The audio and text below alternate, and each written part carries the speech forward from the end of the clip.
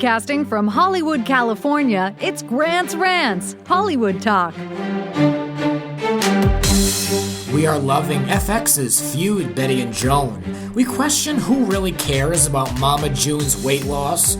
We talk Prince, pot, and we look at a dramatic change in shopping. My Rhode Island accent is in full effect with June Flori rejoining the rants right here. Let the ranting begin. I am joined by writer and artist June Flori, granny to me from Coventry. Hello there. How's things in California? Good, very busy, a lot of work, a lot of things to talk about, and I want to catch up with you. Congratulations on your book successfully being published. A lot of work. I have it here in front of me. Oh, thank you. It was a pleasure writing it, and I've got some great feedback from the people that have read it. And they liked it so much that they want me to do a second one. So I think I'm going to start on that. It's great. It's great. I mean, we're going to get into a lot of the book in the second half of this episode. But the title, I want everyone to know the title is My Italian Family, Life in the Past Lane by published author June Cianci Flori here. And we're going to be having a reading of one of the chapters in this book. And that will be in the second half of this episode as well. So you can get a taste for what Granny June has been working on. Very good. Yes. So let's talk about a few things going on, some Hollywood talk, some old Hollywood talk. I like old Hollywood talk sometimes because I'm so tired of the modern celebrities or people who only think they're celebrities. But we'll cover some of that too later with Mama June. But let's talk about Feud on FX. Are you watching? Oh, it's very interesting. I can relate to it very well because I know all those stars. I grew up with them. Right. Bette Davis and Joan Crawford and a lot of other ones that I have notes here. I can hear all the notes. Yeah, yeah. I really I applaud FX for going back in time, really, and bringing these people. None of them were alive. So Olivia de Havilland is, but to bring them, to TV and to tell this story and to have such a reaction that people are having, it's really great. I have to say, I always look forward to this show. I'll be sad when it's over. It's very well done, and I love the opening. Whoever did the opening of that show must have done Mad Men because it's the same kind of an opening with bodies falling through the air and it's in the music. It's very, very similar to the opening of Mad Men. Yeah, the style is similar. Yeah. Yes, very similar style. And I can relate to all that. I never knew really that there was that much of a feud between Bette Davis and Joan Crawford. But boy, I'll tell you, this brings it all out. When they talk about the Academy Award feud, that was really something.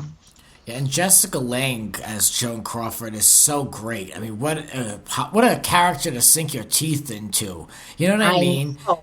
Yeah. The Joan, she delivers so many levels of character and a questionable sanity and what a backstory. Even as a child, growing up, she seeked a romance with her stepfather. She really was. Yes. She and she came up the hard way. She had to clean toilets, as she said, and she lost her virginity at 11. Yeah. And with her mother's second husband. And then after that, her mother sent her to live with the nuns. But, and of course, Bette Davis, she was also sent away to boarding school. But her mother was a hard worker, and they were very close. She didn't have, Joan, she didn't have a good relationship with her mother at all. Yeah. So I guess that's why she's so tough. But, she adopted twins, her daughter Christina, and I think it was the brother's name was Christian. And I read her book. I read Christina's book. And what a nutcase her mother was. The book was called Mommy Dearest. Yeah. And those kids lived in fear. I mean, she would go bananas if she saw one wire hanger in the closet. Yeah, the wire hangers. No wire hangers. And, they couldn't. Now, she adopted 2 other little girl twins. I never knew that. I saw that in the episode. Right, yeah. She had 2 other girls that she adopted, and they had to walk with 2 feet and 1 shoe also. Boy, she was a strict person. Yeah, it wasn't until recently. Like I've watched now the first 6. I know you've seen the 7th. I was too busy reading My Italian Family to get there. But I really haven't really started to question Joan's sanity until now, because I looked at her strictly as a creative type, someone who's just had a very tough time in the business and had to really fight for everything she's got. But now I'm really looking at her as it's being portrayed in the show through Jessica as really questioning her sanity. And because I knew of the whole no wire hangers, I knew of the Mommy Dearest movie, but I thought that was a caricature of her. But now we're seeing the progress or the evolution of this character in the FX series, where it really is kind of reaching shades of that level of insanity. Yes, absolutely. The diabolical stuff that she thought of doing to take away the Academy Award from Bette Davis. Bette Davis thought she was going to get the award. She had her heart set on it for whatever happened to Baby Jane. Yeah, I mean, there's no doubt she was very manipulative. I just thought, yeah. So she got Anne Bancroft and the other one, Geraldine Page, yeah.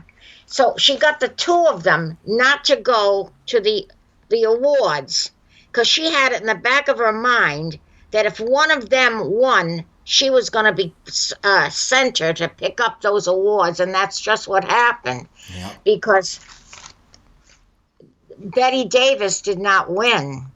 So Anne Bancroft won. So she went out there. She was talking to Jack Warner before the Academy Awards, and he knew what she was up to. And he said to her, "Don't take away the night from Bette Davis. Don't do it." But she didn't listen to him. She was mad because she hadn't been nominated for anything.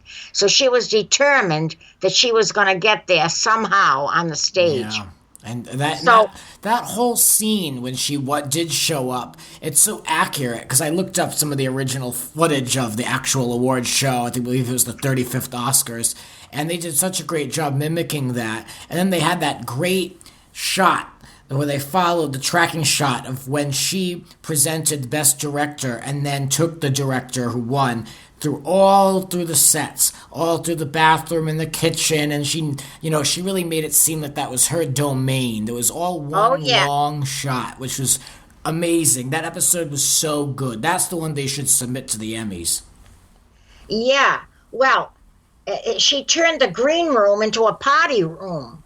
She took over. She had the whole party in there, and until she took over the whole night, she took over the whole place. And then when they announced the winner, and it was Anne Bancroft, she was right there to accept the award for her, and Bette Davis was in the back. She was practically devastated because she was going to win it. Joan Crawford is the definition of a pain in the ass. Oh, God, yeah. It's very interesting because back then it was an honor for these directors to work with these actresses and actors. Now it's an honor for an actor to work with a specific director, and the directors have just as large egos as the actors now, so they won't put up with anything like that anymore. Yeah, no. They really won't. They won't cast them. What are your personal memories or connections to any of these movies? Did you go and watch Whatever Happened to Baby Jane when it came out? Oh, yes, I did. Yep, I did. It was quite a movie. And, of course, that Hush, Hush, Sweet Charlotte, that was another one. Now, when you went to go see Baby Jane, did you have an indication of the feud between these ladies? Did you read the press? Not at all.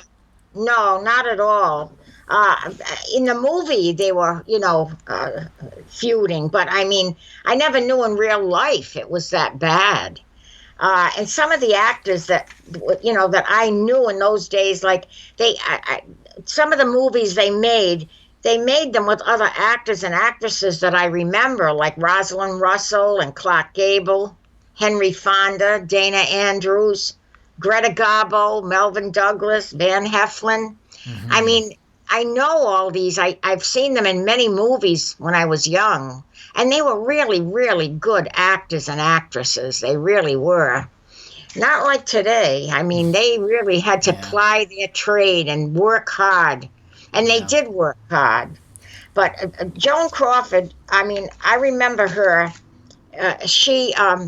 They didn't show it that much in the series, but she used to be noted for her broad-shouldered dresses and jackets. They always gave her these very broad shoulders, so that when she walked into a room, she was really like almost intimidating, you know? Mm-hmm. She gave that appearance of being very big and intimidating kind of, with those big shoulders. They didn't have Jessica Lange wear that kind of a dress, but maybe that's the kind of thing she wore in those movies. Well, I think it's a very good a series to look at. It was very well done. Very well done. And I enjoyed, too, the scenery. They had very, I guess it was true to form, the scenery that they had there in Joan's house. And, of course, Bette, she lived up in Connecticut. And she had a daughter that was mentally challenged up in Maine. Yeah. She lived up in Maine, not Connecticut. She lived up in Maine. Yeah. But, it was very good, and I'm going to enjoy looking at the rest of it. Me too. But let's turn our attention to, these women worked very hard, obviously, to get to where they are. And, that's old Hollywood. Now, looking at new Hollywood, this is sending me into my rant of the day. Grant's Rant of the Day. My rant is that I cannot, and I almost refuse to talk about Mama June. This Mama June has taken over, and I go online. All I get is recommended articles and videos about Mama June. I don't know if someone has me down as I do love reality TV, but I do not watch those shows. I don't watch that Hot to Not. I don't know why that show, and Mama June, she's following me. And it's always being recommended. Oh, Mama June is on Access Hollywood. Why don't you watch this? I do not care any part about Mama June and her weight loss. Well, I'll tell you, I never watched that program, Honey Boo Boo. I thought that was ridiculous. Now, Mama June, she's got that program now, From Not to Hot. From Not to Hot, yeah. And now I saw her on Wendy Williams, and she's like a third of the person she used to be. But she still isn't attractive. I mean, she's very, very thin. But she explained everything she had to have done. She was very open about it. And she's got this new series. Of course, she's divorced from Honey Bear now.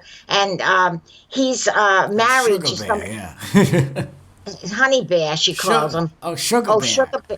Is it Sugar Bear? Well, whatever he is. Yes, and no teeth.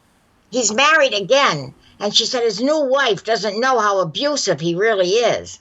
But anyway, she spent $75,000 on herself to get to where she is now. Mm. She had this, the bypass done of her stomach. Then she had her arms done, her neck done, her chin done, a facelift, her arms, her everything. All the excess flesh was taken off. I mean, $75,000. I mean, anybody would look good for $75,000. I'm surprised it cost her more. I know. I'm surprised too. But you know what? You can't make a silk purse out of what do they say? You can't make a silk purse out of a cow, whatever. Because, I mean, even though she's thin now and she looks better, she's still, the same person underneath. Well, that's she has true, no class, no class. That's true. I thought the same thing. She came out in that dress, and she definitely dropped sizes and all that. I mean, I'm glad that she's living a healthier lifestyle. But yeah, you're right. It's the same person that lived in that little tiny, like, 2-room house that was filthy. You just because you drop weight, you don't really gain hygiene and any type That's of. That's what I mean. Yeah. You can't put class in a person. You know what I mean? It's so true. You just can't do it. And now she said that she's Honey Boo Boo's the one that's going to lose weight next. And she's not dating anybody right now. She's happy living with her 2 daughters, Honey Boo Boo and another one. I don't know who the other one is. And, Pumpkin. I mean, come on. I mean, so like I said, even though she looks better on the outside, she's still the same person on the inside. So now she should start working on the inner person. Yeah. She took care of the outer person. Well, I think that she really lives to be on TV, and she's riding the daughter's coattails, or she rode them into her own success. Oh, yeah. And this show, I will admit, I did watch one clip because it came on automatically. I was watching clips from other shows on Entertainment Tonight, like other clips of interviews on Entertainment Tonight. And of course, that Entertainment Tonight is addicted to Mama June.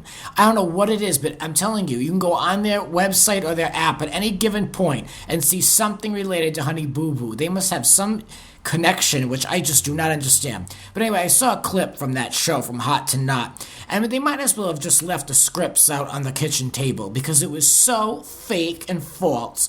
And it was so desperate, too. She's going through all this weight loss surgery so she can show off her body before Sugar Bear gets remarried. Is that really a woman's motivation for spending $75,000 and having a personal trainer to show your ex that you don't even like before he gets married to somebody else?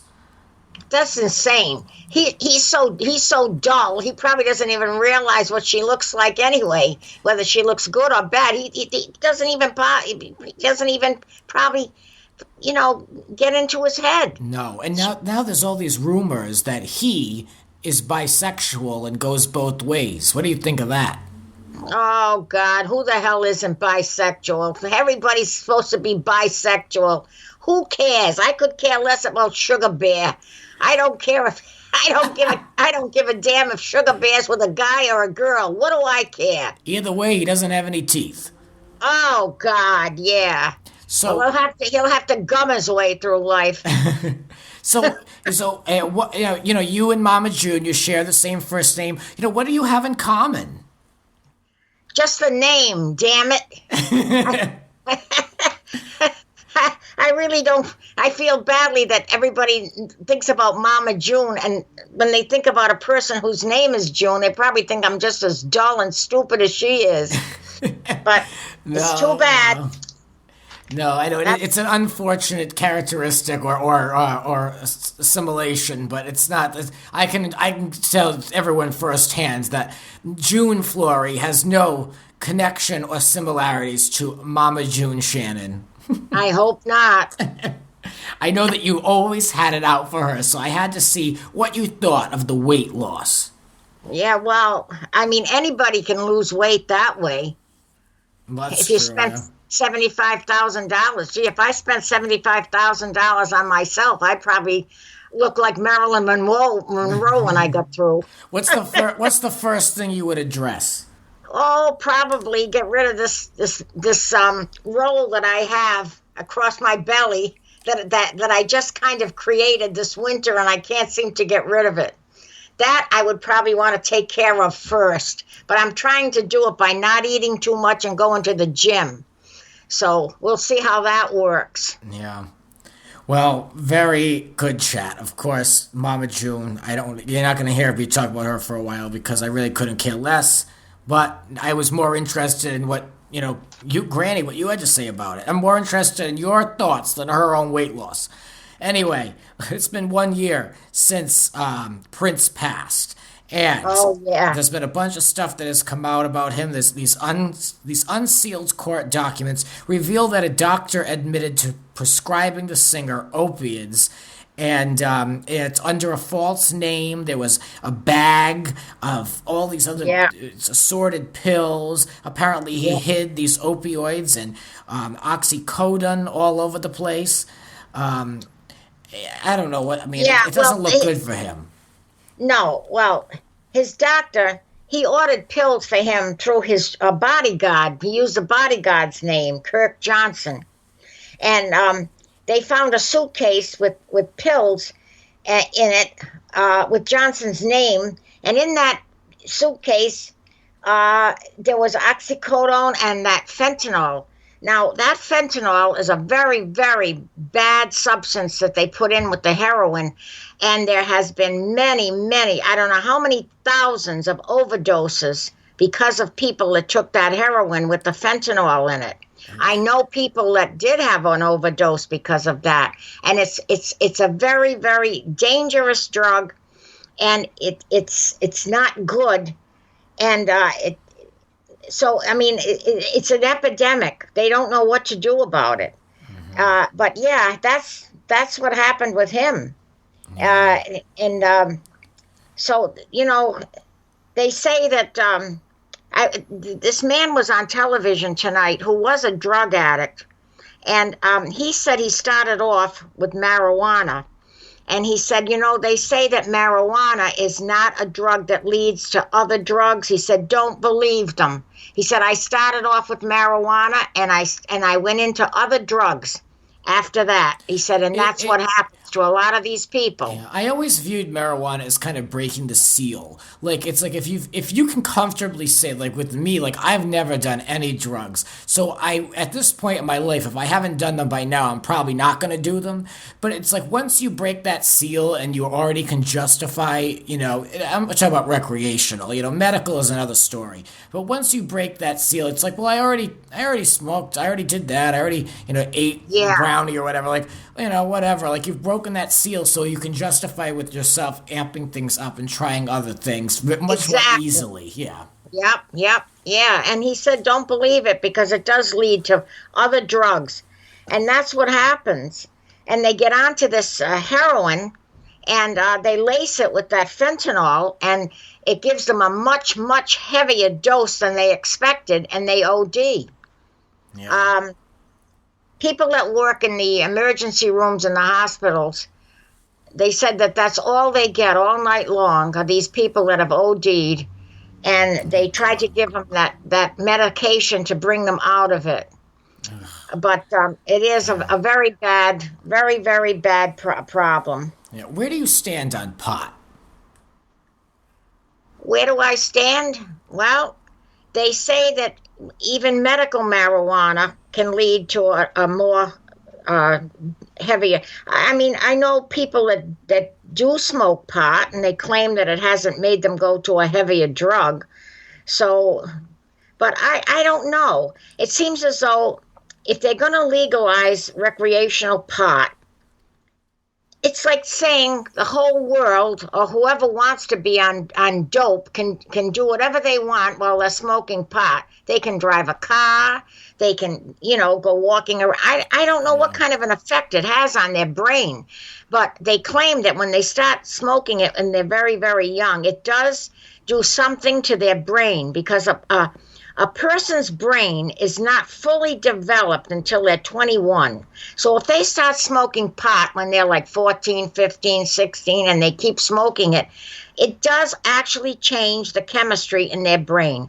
And people that want to smoke pot and that really believe in smoking pot and feel as though there's nothing wrong with it, they probably don't realize that it does change their brain chemistry. Yeah. I mean, and gives them the feeling that they want more. They want more. Well, I'm not a fan of it because I've just seen people that were very creative and outgoing just take it too far and become so dependent, and they lose their kind of the light that they had before, And so I've seen people, be fine with it too.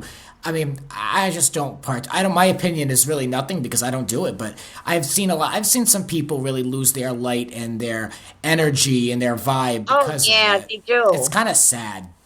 It is. They do. It absolutely dulls people. Yeah. It puts them into some kind of a stupor, and that's what they like. But it's too bad that they can go around and get into accidents and probably do crazy things when they're under the influence of that. They say they don't, but I don't know. I can't quite believe it. Yeah. It does change the chemistry in your brain. Yeah, I just don't think I don't think we need anyone else getting behind the wheel of a car induced with anything. We've got so many problems, and it's so common to have automobile accidents with people. It's like saying... Sober. It's like saying, it's like saying, well, let the whole country be on dope. And, that's what it's like. They're all on dope, smoking pot whenever they want to. And maybe some of them get along fine, but others don't. It depends on people's brains and how their chemistry is. Exactly. Some people can take one drink and they're fine. Other people can take one drink and they become addicted. It's something to do with the chemistry in their bodies. And it's the same way with pot. You never know which person is going to become addicted to that and go into heavier drugs. Yeah. They can say whatever they want, but that's how I feel. Yeah, I think I'm on the same page with that. That's just how I feel. I mean, granted, I've never partaken in that, so maybe I don't have like the proper experience or exposure to really even speak on it. But from where I'm coming from, and I live in the middle of this city where everybody smokes constantly, I've just seen people not be their full selves, and it's I mean, I know one girl who has to smoke every single night, and she smokes all night. Not just like like a puff before bed. It's like she gets home from work and she smokes all night, and she has to do it every night. And the key word is she has to do it. And it's like I don't need. Yeah, because she's addicted. Yeah, I don't think anyone should do anything besides eat and shower and take care of themselves in the most basic of ways. I don't think there's really anything you have to do every day. You know what I mean? Well, she has to do it because she's addicted to it. It's part of her lifestyle now. Yeah. And I do know one girl who was equally as addicted to that, and she began to take it in a different direction with doing a lot more other stuff. And then she had a moment, she cleaned up her whole life, and she is back to where she was, and she's such a happy, vibrant person, getting a lot done in her life. So she's someone who went in the opposite direction. She had a moment and was just like, nope, I'm done. This is the last time I'll be doing this. And she's completely stone sober. And I have such a respect for her for that, because she really was going down the wrong path. Yeah, well, you got to give her credit for stopping when she could. Some people want to and they can't. It's too late. This girl worked at a job that I worked at, which was pretty bad and pretty stressful. So for her to find it in her to be sober under those extreme circumstances, she really had a guardian angel on her shoulder. Yeah. She's lucky she could get rid of it. Well, when we come back, we're going to look at the decline in shopping at brick-and-mortar stores throughout the United States, where things are shifting. It's interesting to see who's spending money and where, and what stores are going to be disappearing from malls and shopping centers around the U.S. We'll be back with that and more on My Italian Family, Life in the Past Lane with Cianci Flori in a moment. You're listening to Grant's Rants. Please rate, subscribe, and share. Spread the word. There are a lot more rants to come. Listen anytime on all major podcasting platforms and YouTube for bonus content. And now, back to the show. And we're back talking with June Flori, and we're looking at stores, shopping malls, the decline, really. There's an article that came out in The Atlantic, and it was really well written and contained a lot of good information in a truncated space. It wasn't that long. It could have went on to a lot of different data and other things, but this one really gave like a bird's eye view at what's going on with shopping malls and people's spending.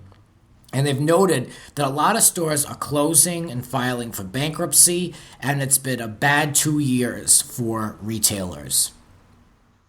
Yes. Well, I heard on the television today that a lot of these brick and mortar stores are closing. Macy's has closed a lot of its different places. JCPenney, Sears, Payless Shoes, and there's a load of them. I'm not going to name them all. But the malls are really desperate because a lot of these stores are closing. And of course, if the big store closes, the main store, the anchor, the anchor store, then the smaller stores, they don't do as much business because people go into the anchor store and then they kind of browse through the mall, and the smaller stores do more business when there's an anchor store there. Yeah. So when the anchor store moves out, the small stores are struggling, and a lot of them close also. So, when they do a lot of shopping online today, that's the whole thing. Yeah, that's what they said. When people are going to make a purchase, like a big purchase, they go 2 or 3 times to the store to look it over and then decide, and then they go back to probably buy it. And then they browse through some of the other stores or through, that store while they're doing this. But people don't do that much anymore because they order everything online, even furniture. So, things are going down the tubes because of that. Yeah. And also, most people have what they need. They bought a lot of stuff in the 80s, 90s. They have a lot of stuff. Now, most people, they'd rather go traveling, and dining out has become very popular. The restaurants have done very well. Yeah, well, that's the point of this article, too. There's a lot about that, about how retail spending continues to grow, just not in the same direction of what it was. And what I thought was interesting was they cited these clothing stores that had big labels and all those brands. I feel like, God, even like 8 years ago, everything was about like Hollister and the name brand handbags, and it is still to a degree. But the black label Polo Ralph Lauren, which was like those labels that were like the size of your chest. I mean, the bigger the label, the more expensive it was. And now that is just not the case. People aren't that. The trend has changed. And I feel like people aren't that worried about names right now. Like you said, they're spending money on traveling. Yeah, and they want to have more entertainment. I think if the malls brought back more restaurants, fitness clubs, entertainment places, that it might bring some of the younger people back to the malls. And I always said I would never spend a big amount of money on a shirt that had a logo on it, because you're just advertising that person's business and you paid big bucks for the shirt. Yeah. It's crazy. So I guess that fad is kind of on the way out. Yeah, it is. I mean, I really don't see. Even Abercrombie and Fitch had to change their whole design. I mean, I actually had an Abercrombie and Fitch shirt that I got in college. And it is such a nice, well-made shirt, and it fits me so well. And I put it on because I was going to wear it to work on a casual Friday. And then I looked at myself in the mirror, and the letters, I was just not used to a brand that big. And it was like white fabric, like cut-out letters on top of the shirt. And I was like, I can't wear this. First of all, this is like going back in time. And second of all, it's so gaudy. Like if I was talking to somebody who was wearing the shirt, I'd be like rolling my eyes. And it's a shame because the shirt is such good quality, it's so comfortable, but I literally can't wear it out. I know. Well, things go in fads, and then they pass through, and so the malls really, they're struggling to keep going because people can sit at home and they can order whatever they want without having to go out, get dressed, go to the mall, fight the weather, fight the crowds. And that's why I did write a story about how shopping used to be. And that's one of the chapters in my book. And because your generation and people younger than you and even older than you have no idea what a pleasure it used to be to go shopping. Yeah. Now it's just a struggle. People have to sneak it in between their work schedule or whatever. Yeah. And I will say from with the closing of the malls and the decline of shopping, I've experienced both ends. Now, Rhode Island has a terrible economy, lousy when it comes to anything like that. We experienced the closure of the Rhode Island Mall like years ago. Yeah. And so that was the main mall of the state, and then there was another mall that opened up nearby. And so the Rhode Island Mall disappeared a long time ago, and I just thought that was so taboo, that this whole mall standing there locked up. But apparently it's very common, and they're predicting that it's going to be even more common because right now they say that there are about 1,200 malls in America today, and they said it's inevitable that it'll probably be down to under 1,000, around 900 in 10 years. So I'm already seeing it on that side. But then, on the opposite end of the spectrum, all the malls out here in Los Angeles are under construction. The Century City Mall knocked down a Macy's and rebuilt it, and they're redoing the entire mall. The Beverly Center is completely updating, and it really needs it. Then there's the Grove, which is always kind of the same, but they're building another Grove-type mall in the Pacific Palisades. All these shopping complexes are getting facelifts, or they're putting in a new Target or a new big store. Then there's the Glendale Galleria, and then across the street from that is this other Galleria, and that's like a mega mall. And they're all being renovated and being redone, and they're beautiful. I just hope that they can all manage to stay in competition with each other.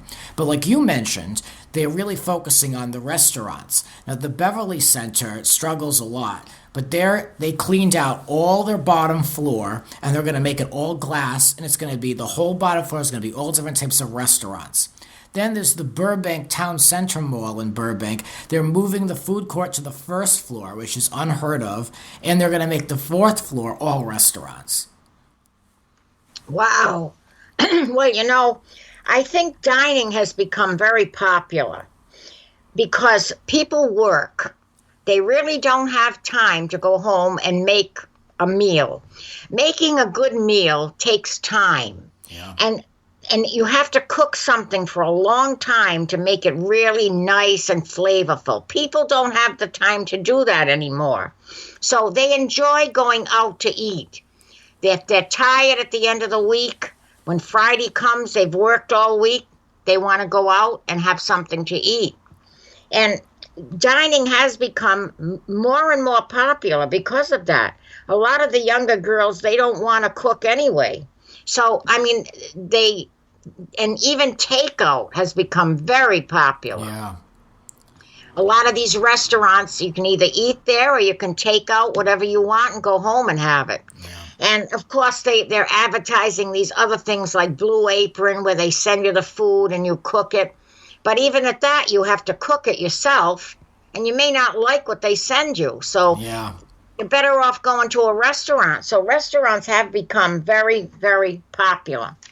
And I can see that even around here. As bad as the times are here, and there's so many people out of work in Rhode Island, the restaurants still do a very, very good business. I go out to eat quite a bit with George on the weekends. And the boyfriend, by the way. Oh, well, yeah. And so, I noticed that these restaurants are full. Even though people aren't working, they still go out to eat. Now they're talking about in the future, this whole thing may change. Eventually there's gonna be self-driving cars. This man on the television the other night was talking about self-driving cars, and he said they're still not perfected, and it might be another 2 to 3 years before they actually start to use these cars. Mm-hmm. But think about it. They can send these self-driving cars down any streets. They can have food on them. They can have merchandise on them. People can call with their phones and stop these cars wherever they want them to stop, and they can go out to the car and buy whatever they want. This is another way of selling. Yeah. And it's going to be another way of shopping. I won't see it, but you probably will. Well, I can't imagine what a mess that would be in West Hollywood, but I don't know. That sounds like a disaster to me. Yeah. Well, maybe in the suburbs it would work. Mm-hmm. Well, who knows? Maybe someone in the future will listen to this episode of Grant's Rants and laugh at us and say, oh, how funny. This is before this was the norm, Oh, yeah. Well, everything comes to pass, believe me. Yeah. We're talking about the future. We might as well take a look in the past at your book here. Yeah. Let's talk a little bit about this process of what it is to get a book written and published. Yeah. Well, it's something I've always wanted to do, so I could let my children, grandchildren, and nieces and nephews know how life was when I was growing up, what my parents went through when my father first came to this country from Italy. And they have found it very, very interesting because it did bring out a lot of things that they never would ever know unless I had written it. And you can go on Ancestry, but Ancestry doesn't give you the personal things. Right. It gives you dates and things like that. But it doesn't give you the personal stories of what actually happened in the family, good or bad. And I've gotten some very good feedback on the book. And people like it. They can read it quickly. It's a fast read, and it's got a lot of information in it and a lot of pictures. And, of course, it took me a year to write it. I wrote a chapter every week. And I was lucky that I had a lot of old pictures that I had saved, and I got some from my niece and some from my nephew. And so, I'm happy about the book. And I'm thinking back, and I have quite a few memories that I forgot to put in the book, plus some other little stories that people might be interested in. So I might try and do a second book. Mm-hmm. Well, the book here makes a really nice presentation. It's like, I have to say, like from beginning to end, from cover to cover, it's really quality, and you have great photos and sketches and artwork of your own in here, and it all really accompanies the stories really well. Like, some of them are longer chapters than others, but they're all very detailed. You give a lot of, I noticed that there's two themes in this book. One is food. There's a lot of description of the food and where you would eat it and the occasions surrounding it. And then your father makes a lot of appearances throughout the book. And really, I never knew the overall impression that your father made on your life. And he's really a main character, in my opinion, through many of these stories. And your respect for him and the respect people had for him. And he was very prevalent in this book. Yes, yeah. And, I only had him in my life until I was 16. So he did make a very big impression on me. And I never realized until I wrote the book how accomplished he really was. He only lived 52 years. And so he did an awful lot in those few years that he lived. He did leave a lasting impression. You mentioned earlier in the Hollywood Talk portion of the show about the experience of shopping back in the day. And this is a chapter in your book, and I think it would make a great reading for the podcast. So what do you say? You want to give it a read? Sure. This is called The Lost Experience of Shopping Down City. This is how it used to be when I was young and went shopping. It's changed so much, but this was a wonderful time, and I'd like to share it with everybody.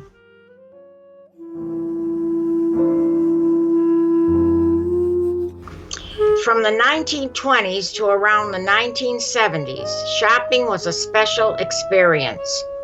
The city of Providence was in its heyday. Since most people were busy during the week with school or work, Saturday was a busy shopping day. Everyone dressed in their best outfits with hats to match, dressy shoes, and most important, the white gloves. I had to walk 3 blocks from my house to wait for the trolley. It would drop me off at Exchange Place, now called Kennedy Plaza, near City Hall. It was a short walk to the stores. The streets were crowded. Cars were stuck in traffic, honking their horns to hurry the line along. Trolley cars made a scraping sound on the rails as they traveled the tracks in the middle of the street. There were a lot of shoppers walking in and out of stores, crossing the street, talking with friends, or waiting for someone to meet them under the famous Shepherd's clock. Maybe they were going to have lunch at Shepherd's Tea Room. The city was bustling with life. Westminster Street was busy with cars and pedestrians. It was lined on both sides with top-notch large department stores like Gladding's, Shepherd's, the Boston Store, and Cherry & Webb. There also was a variety of smaller specialty shops like Pinkerson's for ladies' clothing, Felix for children, small shoe stores, and hat shops. At one end of the street, there were 3 5 and dime stores, one after the other, Woolworth's, Kresge's, and Newberry's. On one corner was the prestigious Tilden and Thurber, known for its expensive jewelry, silver, and fine china. Most brides were registered at Tilden's. On another corner was Kennedy's, a special store for men.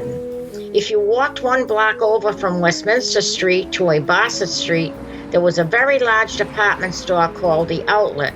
The city of Providence tore down the Outlet after a serious fire. It is now the campus of Johnson & Wales University. All these stores sold quality items, all made in the United States. Prices were reasonable, within the reach of most people. A real good pair of shoes was $4.98. A good skirt around $2.98. They fit well and lasted a long time. Every store had their window displays set up beautifully with interesting backgrounds. Mannequins sitting or standing were dressed in the styles of the day. Handbags, shoes, and other accessories were arranged tastefully to add to the scene. You could spend a whole day just window shopping. At Christmas, the displays were very special. The outlet company in particular had the most outstanding windows, with Santa Claus and his sleigh, the reindeer, other animals, toys of all kinds, snow falling, everything Christmas. The best part was that all these things moved while Christmas carols played in the background. It was a feast for the eyes. People would make a trip down city just to see the outlet Christmas windows. What a special time. When you entered a department store, as far as you could see, there were counters with glass tops and salespeople behind every one of them. They were there at your service. At the hosiery counter, the stockings were on shelves along the back. The sales lady would ask what size and color you wanted. After finding the correct size, she would gently ease the stocking over her hand to show you the color. She would do this as many times as necessary until you were satisfied. The type of service was true at every counter. Whether you were shopping for gloves, scarves, blouses, or any other merchandise, you were their center of attention until a decision was made. In the dress department, the sales lady would come into the dressing room with you. She would help you put on each dress and give you her opinion as to which one looked most attractive. She would bring in different sizes and colors if needed, and even dresses that she chose if she thought they might be to your liking. This was service with a capital S. The dresses were true to size. When you zipped them up, they fit like a glove. In the shoe department, each new pair was gently placed on your foot, and you were encouraged to walk the carpet to make sure it was comfortable. Sometimes, even if you didn't make a purchase, the salesperson, though disappointed, would still be very courteous. I called the hat shops and the hat department's hat heaven. Hats of all different styles and colors were placed on stands at eye level. They looked like a field of flowers. You could try on hats to your heart's desire until you found just the right one. Of course, there was a sales lady right beside you giving you her opinion and helping in any way. If you wanted a break, some department stores had a lunch counter flanked by a row of stools. You could order anything from just a coffee cabinet, ice cream, or an entire lunch. The hot dogs were especially tasty. The coffee was always hot. After a busy afternoon of shopping, if some of the items were too heavy or large to carry on the trolley, they would be delivered right to your door in a day or two. Each large department store had their own delivery service. It is a bygone era. Life was simpler. People really cared about dressing for the occasion. Women were ladies and men were gentlemen. I'm glad I was able to be a part of it. It was a kinder, gentler world where people were glad to be of service and took pride in their work. A world that no longer exists.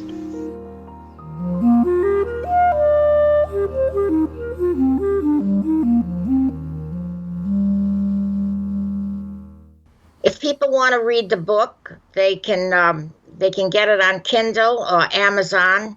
And if they buy it on Amazon, they'll get a free Kindle. Like a free version of the free version of the Kindle. And, they might find it interesting why I was called a mistake, what we did during World War II, how we had to live. Even though I was very young, I was only like 14, 15 during the war, I still did my part. They might be interested in what I did for the war effort. Everybody worked for the war effort. We were very united during World War II. And they might find some of those things interesting. I will say this book is a window into a different time. And just because it's in the past doesn't mean it's boring. Just because it's in the past, it doesn't mean it's boring. It's just very interesting to the point of this is not 100 years ago. This is not like, colonial times. This is within a generation or two. And it really gives you a perspective of life being completely different, yet still the same. Exactly. Yep. I get it. Yep, that's right. And I got a beautiful letter from one person that read the book, and she loved it so much because it was her mother's generation, and she said, I really loved the book because it brought back a lot of the memories that my mother used to tell me. Her mother would be the same age as I am, but her mother did pass away a few years ago. But she said it brought back so many memories that my mother used to tell me how she lived, so similar to the way you did when you were growing up. So people do find it, very. They like to. They like it brings back some of their memories. Absolutely. So that's why they like it. Yeah. So I encourage you guys to check this out. It's a short book. Yeah. You can read it maybe within an hour or so. It's a nice little book to take on a plane if you're going somewhere. It's a fast read. It's interesting, and. So I'm very encouraged. It's something I've always wanted to do. As you'll see in the book, that was my goal in life, to be a writer. But you'll find out what happened, why I couldn't become one. So now I'm following my goal at this age. And I'm grateful that I can do it. Yeah, this book is really versatile because it really does paint a very personal side to you, especially the closing chapters. I'd say the last four chapters are revealing and very they speak to your character and who you are today, while this was many years ago. So I was very pleasantly surprised. I knew I would enjoy the book, but when I finished the book, I definitely took a moment to kind of reflect, and it stuck with me. So I will say that, which is not an easy thing to do for me. Yes. So, well, I'm glad you enjoyed it. Definitely. I enjoyed writing it.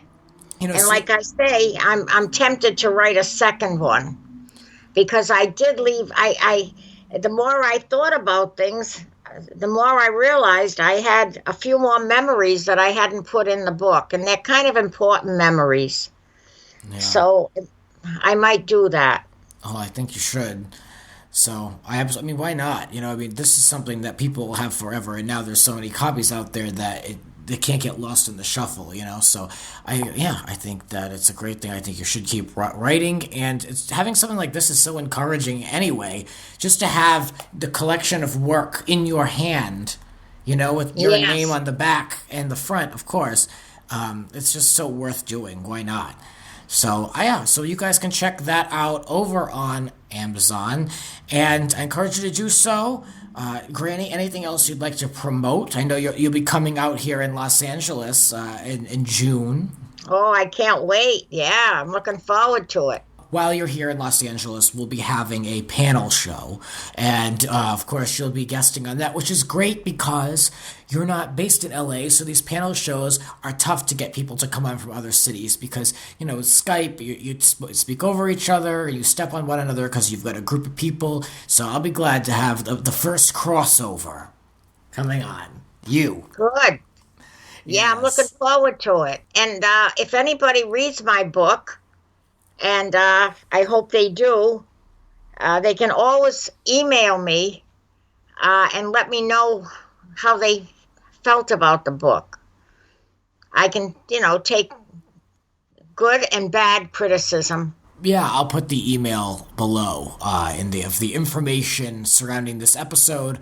I'll put the email address if that's what you'd like. Sure. Yeah. You can put my email out there, and I'll take, I'd like to get critiques on the book. Yeah. Yeah, and if you're interested in buying this over on Amazon, please feel free to leave a review. That's how you get a lot more attention on books and products over there, as you know. So that's something that other people can do to support the book. And that's great. As well as the book, you can support the rants as well over on Patreon if you like, and just continue to listen. That's what makes me so happy to see the climbing numbers on this show. And that's, my biggest request is tell a friend. If you'd like, yes. Tell a friend about Grant's Rants, and then they'll hear about June's book. Oh, it'd be great. And like I say, give me some feedback. It's been great talking with you. It's been a wonderful podcast, and I hope people listen to it. Yes. Again, the name of the book is My Italian Family, Life in the Past Lane, and you can find it over on Amazon, and you can find Granny June on a panel in June here in L.A. Oh, yeah. Don't forget to watch. Yeah. I'll be there. Yep. All right. Love you for listening. There'll be more rants to come. This has been Grant's Rants. Follow us on Twitter at Grants__Rants. Cover art created by Howie Ronay. Voiceover by Blake V. Media. Original theme music composed by Alexander Arnson.